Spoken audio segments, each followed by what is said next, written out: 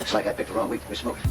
Hello, it's Kim, and let's do our own state of the game for once. First, this isn't some Division bashing video. The Division 2 has deservedly received very positive reviews, and it's a very fun experience to play to your first world tier rollover. This video is about how the game is doing, you know, the state it's in. Second, I reference Destiny 2 in this video because it's a de facto RPG looter shooter that dominates the market. This isn't about if only Ubisoft Massive did what Bungie does, but rather a comparison between the Division 2 and the market leader in the genre. I think we can all agree that the Division 2 and Anthem wanted a slice of that cake, so it should be a fair comparison to make. Third and finally, there are many metrics that you can look at. I've chosen the ones that are most important from my perspective, quantifiable forms of public engagement. You can't have a game that's absolutely killing it without showing publicly. Imagine Star Wars, but no one talks about it. That isn't a thing, is it now? Twitch.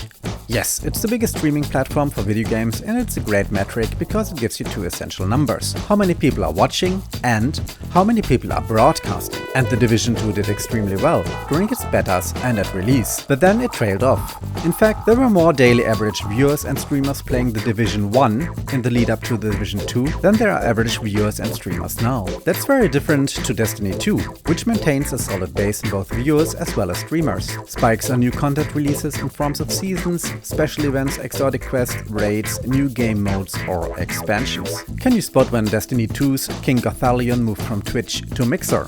I can't. Thousands of his viewers stayed on Twitch, and he built another community for himself and the game on Mixer instead. You can definitely see how the Division 2 lost its community over time though. There's really no other way to put this. Reddit. The place where people post screenshots, funny shorts, share praise and critique, and have their good, their bad and their ugly opinions up and downvoted. So, looking at the subscribers to the respective subreddits, it very clearly shows that the Division 1 and 2 attract people at release and shortly thereafter, whereas Destiny 1 and 2 are built on continuous growth. But having a lot of subscribers doesn't reflect how active people are, so let's have a look at posts per day. Again, the Division 2 shines during betas, around its release date before tapering off. In contrast, Destiny 2 maintains a solid base with spikes around new content releases that are spaced out throughout the year. Again, in forms of seasons, special events, exotic quests, raids, new game modes and expansions. A few extra words. Other media. I think it isn't a big secret that Marcus Style is producing Destiny 2 content now. What's more interesting, once you see that, you go down the rabbit hole and find other content creators that have quit the game too. It gets worse though. You can even find established media articles, like here from Forbes' Paul Tassi, explaining problems with the Division 2's endgame. Guess what Paul is primarily playing nowadays? Sales. Are a great way to get new players on board.